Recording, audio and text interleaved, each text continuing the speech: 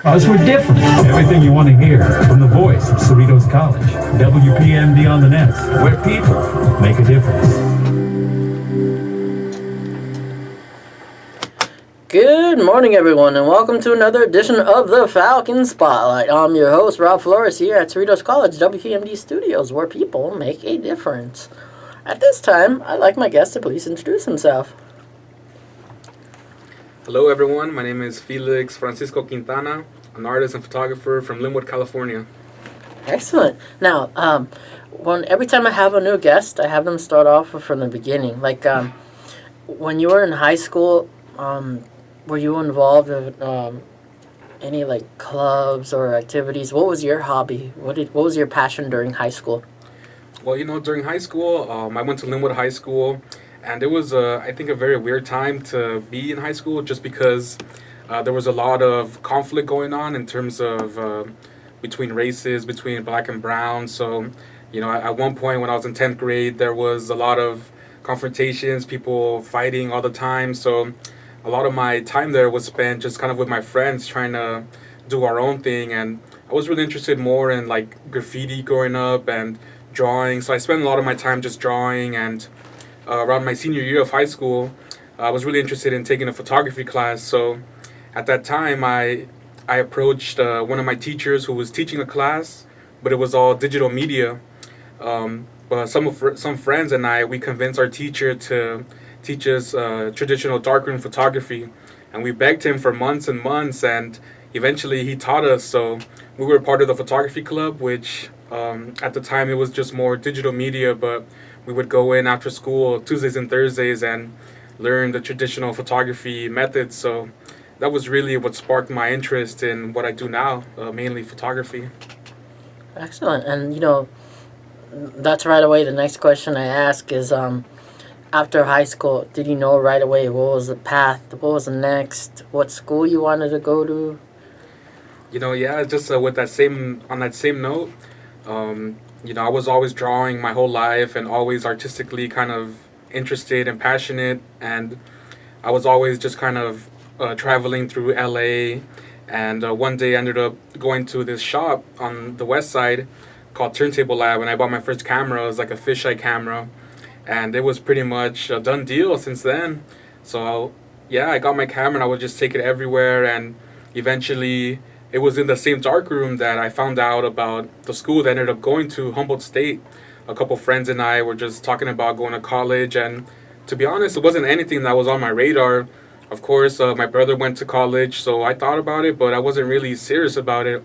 Luckily, I had friends who just planted the seed in me, and I ended up applying to Humboldt State, and that was where I ended up getting my degree. So since then, I was lucky to find photography, or maybe it found me in that way, but it was just since then I was so passionate about it, and I wanted to continue doing it, and it's been that way ever since 2008.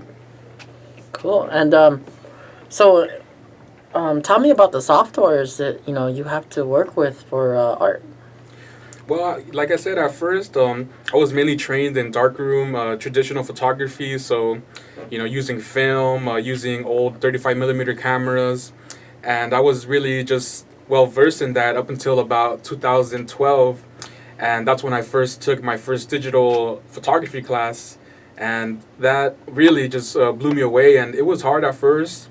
One of my teachers, Nicole Hill, she was able to teach us Photoshop. And, we went through about 2 months of rigorous Photoshop training. And it was hard for a lot of my peers and myself just because we're so used to using the darkroom and this different method of photography.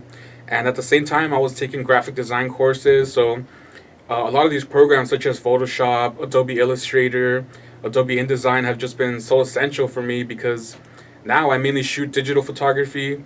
But Photoshop is just as important as shooting for me just because editing is a whole nother process. So mainly Photoshop and a little video through Adobe Premiere and stuff like that too. Awesome. And Photoshop, it's like so cool because then you also get to, do flyers to promote yourself. Tell me about the ways that you promote yourself. Well, lately I've been just like everyone else, feel so blessed by a lot of social media that we have, and I think I really try to use it to my benefit as an artist. Using Facebook to stay in contact with family, also friends from high school, from college that are willing to follow my art practice. Using Instagram to kind of show another way of how I work, showing my process. Just because photography, it's about taking pictures, but it's so much more. So showing that process on Instagram, and just recently on Snapchat, just being able to show like the day-to-day life, what it means for me to go to one place, to get my prints ready, to be here, all these different things that just are the day in the life of an artist. So I think using all these things, using Twitter, I feel has helped me a lot, just to get the word out there about my work.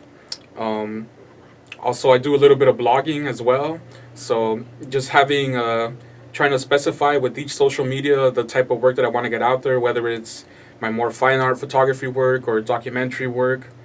And aside from that, just, just day to day, like meeting people, talking about my work, and having business cards available for people to see the work, having my website as well. All of that really comes into play. Tell me, how did you learn about making a website? I was really lucky to be able to go to school, very privileged in that way.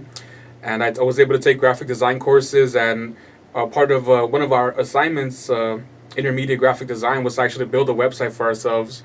So our teacher kind of showed us the best way to build a website.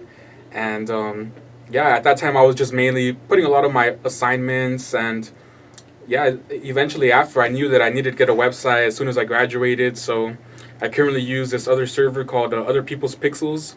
And there's other ones like Squarespace as well. So it's very easy, like a lot like Facebook, where you can just drag and drop your information. I'm not really a web designer in that way, so using these programs, just paying a little bit more, has really helped a lot. Just being able to archive the work and keep people updated on upcoming events. But yeah, luckily when I was in school, all these things were taught to me. Cool. And then, networking is always, a cool thing as well. Tell me, how do you get your work out in art shows? As soon as I graduated from, well, actually even before I graduated from Humboldt, a lot of my teachers are just so well known, just around the world within the art and photography communities. So I started showing my work even when I was still in school, showing work in San Francisco. I was able to show some of my pieces at the 111 Mina Gallery in San Francisco, right next to the Yerba Buena Art Center. So I was doing this even still before I was graduating, and showing all over town. But yeah, once you graduate, it's kind of for me, leaving Northern California, coming back to Los Angeles. A lot of it is just hitting the ground running in that way. And I've been so blessed being from Lynwood and being able to connect with people, especially my good friend Roland from the Lynwood Union. He's been really, really important for me. I think a lot of it is just being out there and putting yourself out there and making sure that people know that you're working and know that you want to do the good work. And a lot of the best shows that I've had, just recently I had an exhibit at the Lynwood Library, and I didn't ask for it. I asked for the show. It was given to me. Same thing with other shows that I've had.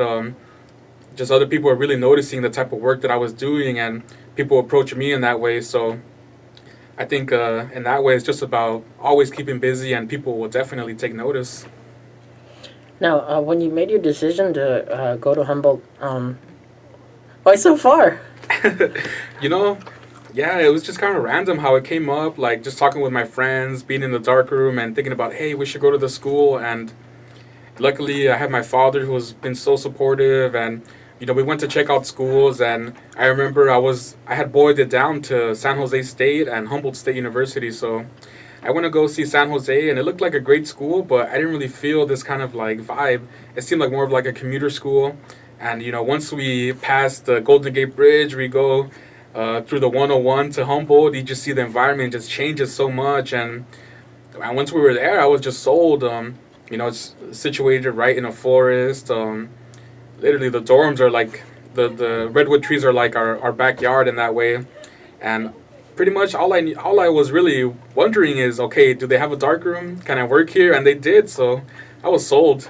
But really, I came into it just not really knowing what I was gonna be experiencing. But I was lucky to be so far away, and at the same time, like in hindsight, it really helped my art practice because I was able to leave the city for a bit and just focus more on my art and photography and developing my voice as an artist. Now, when you were in college, did you get to take advantage of like clubs, stuff like that? Yeah, definitely. Yeah, so I was able to be a part of the photography club out there. And like I was mentioning earlier, that I was able to do a radio show with this club called KRFH, it's their student radio over there in Humboldt. So I was able to be, a part of that. And a lot of my friends were like activists in that way, just doing like mecha and other things. So I was never really like 100% an affiliate, but like I said, I was much more focused on my art practice. But yeah, there were really so many clubs available to us. So yeah, it was great just to have that diversity in that way. And after, well, first off, since you traveled, so far, were you, did you at least know people when you went there? Did you have friends there? Yeah, I think one thing that really helped is one of my good friends, actually, he went to Humboldt with me, so I was a part of the EOP program, so I got there maybe like a week or two before everyone else.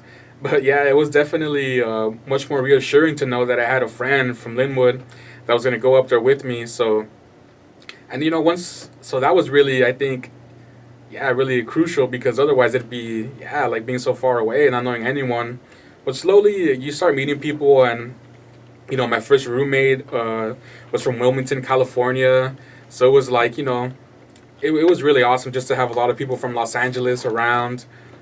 People that look like you, that talk like you, that we had that there. But, I'm sure a lot of people did struggle just missing family. I know I met a lot of people like the first week, and a couple weeks later, like they were gone, man. Like they just couldn't handle it. So, and it was hard, being out there for a while. I was really questioning whether or not I wanted to be an art major, whether or not I wanted to be in Humboldt. For a time, I wanted to come back to like UCLA and study architecture. So, a lot of doubt, but I followed through with it, and I'm glad I did. We'll be right back after this quick break.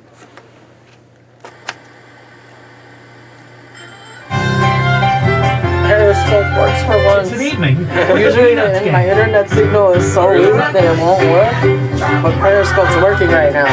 So my extra streaming source. And the Cerritos College Department of Theater and Film. I did a Periscope broadcast during the art walk at the Linear Park. Okay, that's right. We had 98 hearts. I told Roland about that. I was like, wow. The show plays this weekend at the They were Burbank like, oh Center my gosh, Studio you guys should Theater do on the this more Cerritos often. College campus. Yeah. For play dates, times, and tickets. We had like a ton of different like comments and like people, but like some of them were all like from like with Charlie other Brown, countries, Lucy, and I wasn't understanding the language. Some of it was squiggly, so like I don't know what you're saying. But thanks for watching. Collections brings you a full scope of an artist's musical journey. His hits, flops, key album breaks, live performances, TV appearances, collaborations, demos, and even unreleased music, all for members of the Rock and Roll Hall of Fame. It's a complete look of the greatest musical talent you'll find anywhere else. Collections, part of the Rock and Roll Hall of Fame on WPMD on the net, where people make a difference.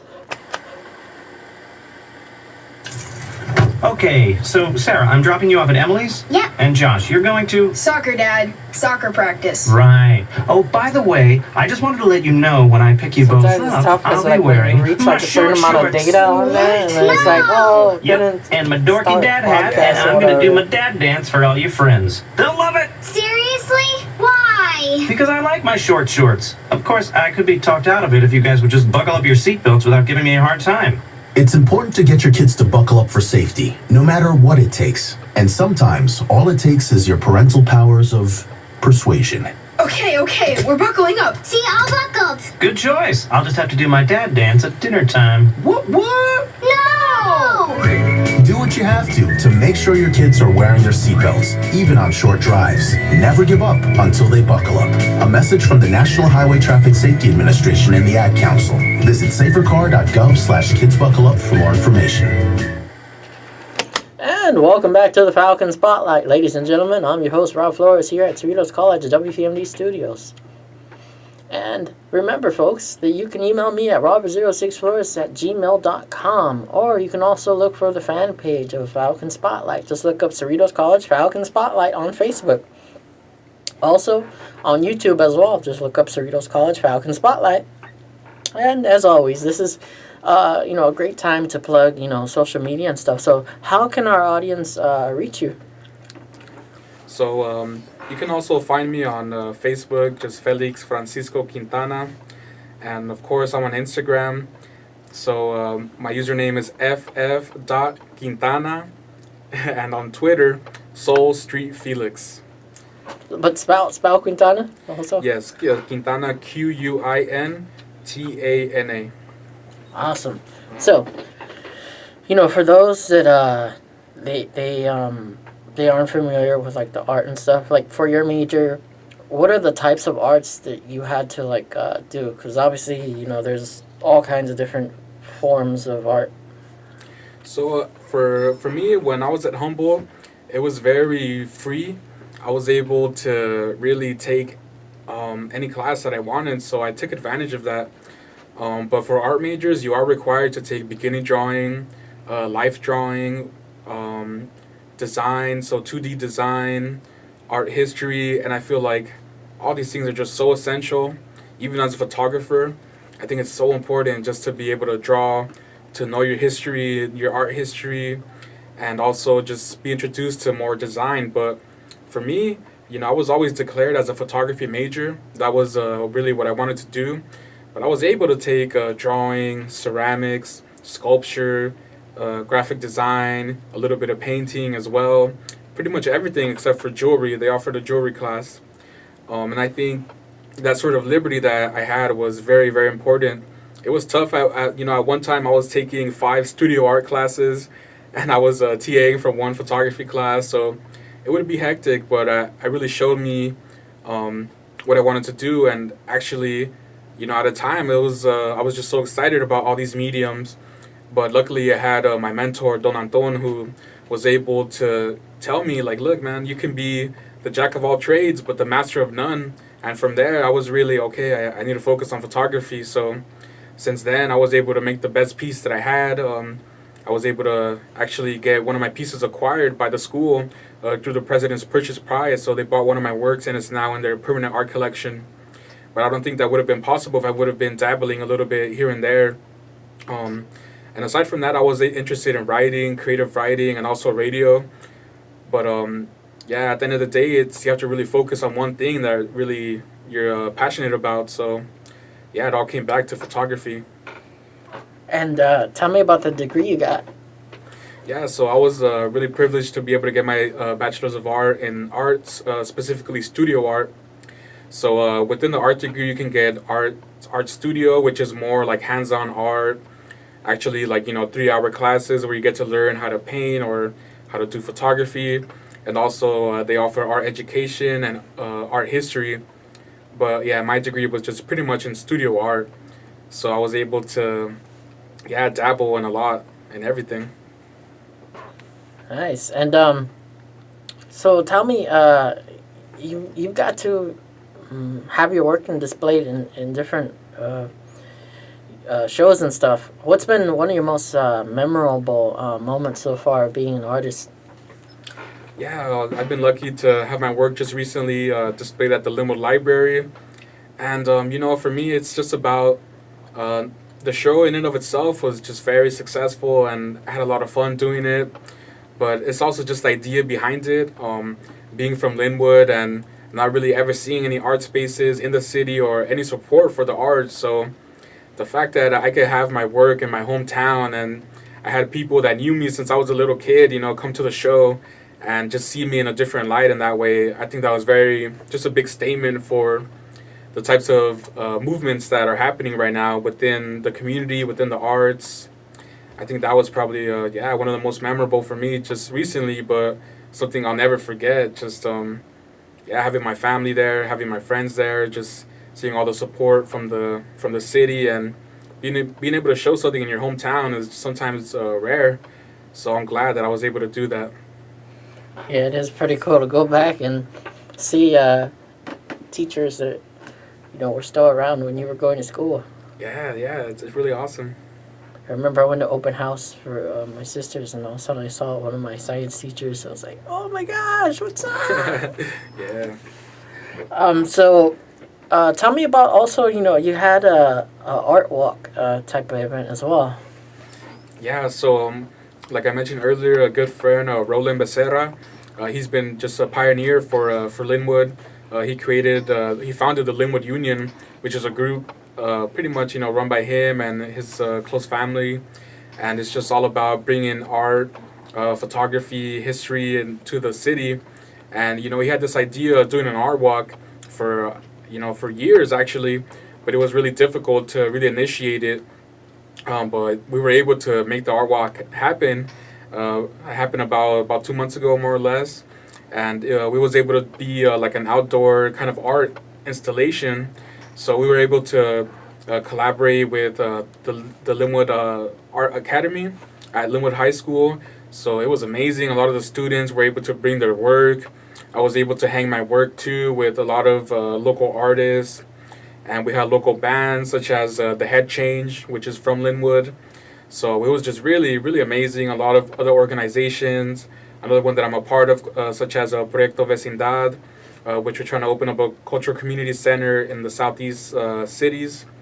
So it was great just to bring a lot of like-minded people in a space and really just pioneering these type of events, because it wasn't anything that was seen before. It was really never pushed for Lynwood, as opposed to other cities such as Boyle Heights or Culver City, where we see a lot of art, a lot of activity in that way. So the first art walk for Lynwood was a great success in that way, just to show the work and to show that we can really bring people together to celebrate one another, and to see that there's a lot more to the city than crime or just all these other just stuff that happens in the city. Plus, also I've heard about another event. I haven't had a chance to attend yet, but it's called Last Fridays. Tell me about it. Oh yeah. Last Fridays. Lynwood's actually been really blessed to have a new shop open up. It's called Balam Mexican Kitchen. Really, really amazing food, amazing gourmet tacos right in our city of Lynwood. It's really the type of place that you would probably come across in West Hollywood or on the west side, but no, it's right here, right in our city, just serving amazing food. So Balam has actually partnered up with another collective called the Collective Avenue Coffee. And what they want to do is pretty much, well, right now they have a pop-up shop at Balam Mexican Kitchen. So they serve up coffee a couple days during the week. And they started this event called Last Fridays. And it's pretty much the same idea with the art walk, bringing people together through food, through music. We have art exhibitions and different collectives that come by. There's like voter registration. And yeah, the first Balam Last Fridays was a huge success. Just being able to see people, young and old, come together and hang out. It's it's really so rare to see in the city, because once you see a group of people kind of congregate, then it just becomes, people get scared, or it just, you don't see that many raza coming together. So it's another great event happening in our city, and actually another one is going to be happening this Friday. So it's every last Friday of the month. And one of the popular things also for kids especially is like face painting, and we had at the art walk henna. Tell me about like those two art forms as well. Yeah, I think really just amazing in that way too. Yeah, we had a young kid just doing actual portraits of people. And yeah, it's just another way just to interact with people. I think the henna, even though it's temporary, but it has a really long, great history. And also just the face painting, it really goes back in our history, just as humans wanting to express ourselves and not necessarily create like this mask or anything, but yeah, just being able to have a little bit of who you are, like at least for a little while. Not really having to get anything tattooed permanently, but yeah, I think they're really amazing art forms, and also just the photography behind that. I feel like photography is just so influential as an art form. So the fact that we can archive these things through photography has been really great too. Cool. And it's something because I got to stop by in a class where it's you'd be surprised. People might not realize that even in the film industry, there's arts, where they they draw the scene by scene Yeah. of like movie scenes. Tell me about that. Yeah, like I was mentioning earlier, it's just, I think for any kind of art form, whether it be visual arts or performing arts or film and video, movies, I think just drawing is just so essential. Being able to draw from life, to see how the light falls on objects. So yeah, it's definitely important within a film, just being able to visualize and write out your ideas, but also draw them out too.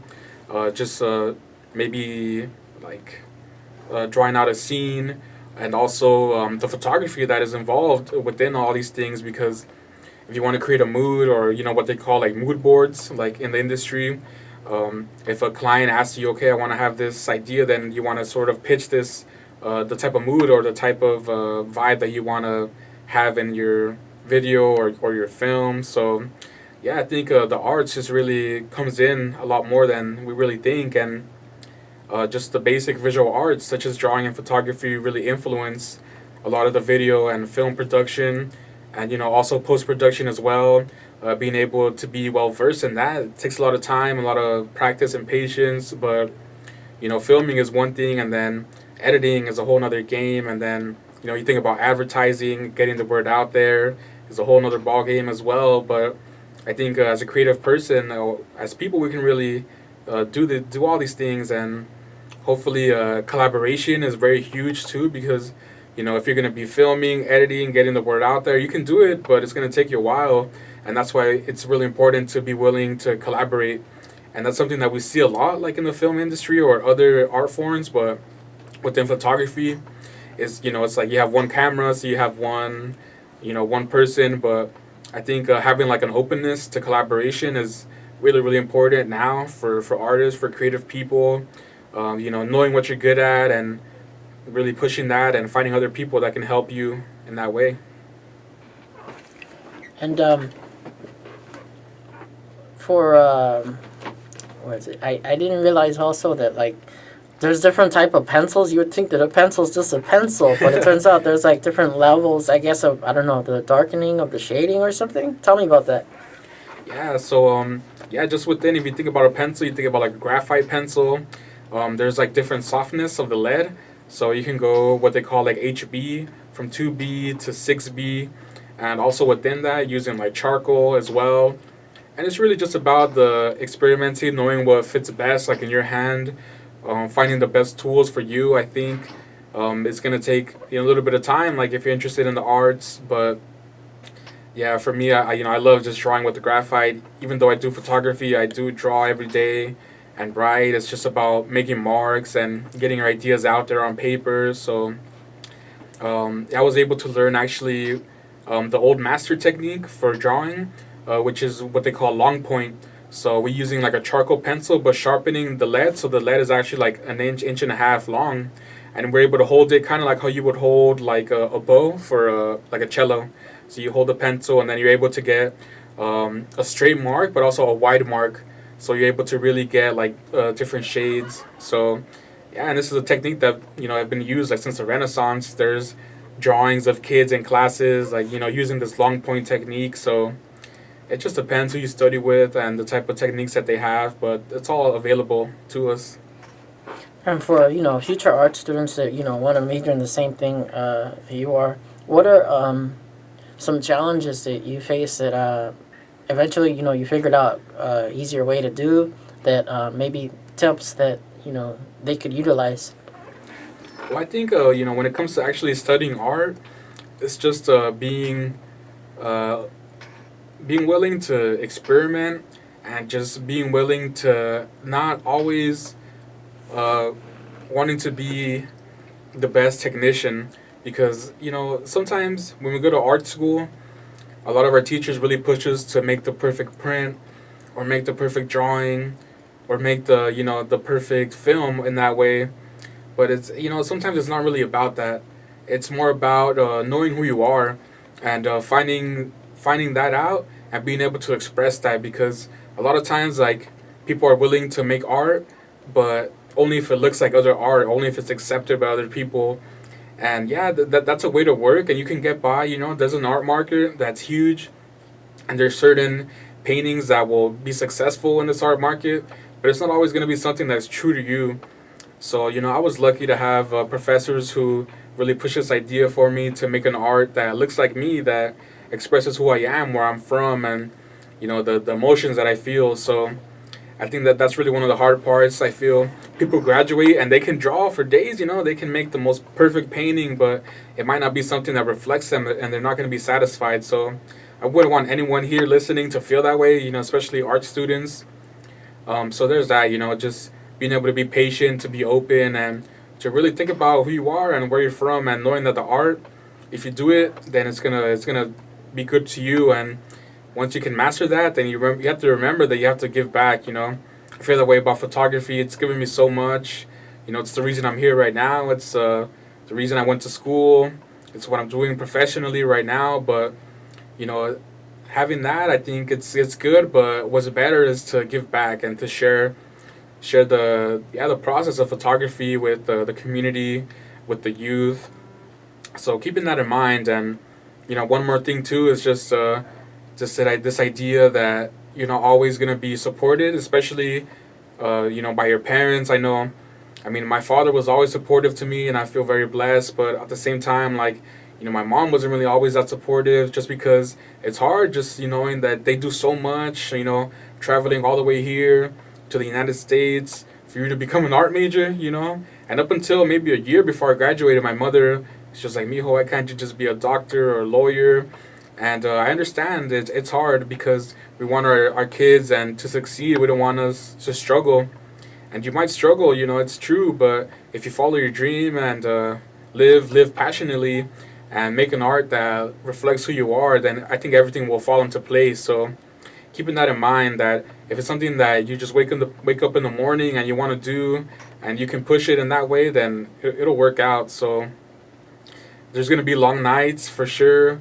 I know I've had long nights, early mornings, and I think as an artist, we need a lot of like downtime as well. So knowing when to participate in self-care, taking care of yourself, making sure just all these things that we should be doing already, but artists especially or sometimes can be even extra sensitive in that way. So yeah, it's a balancing act sometimes, but you can figure it out for sure. I've always been curious, because sometimes, whenever you see like art display and stuff, and especially at schools, and all of a sudden you see that it's like, I guess, a display of their final, and some or one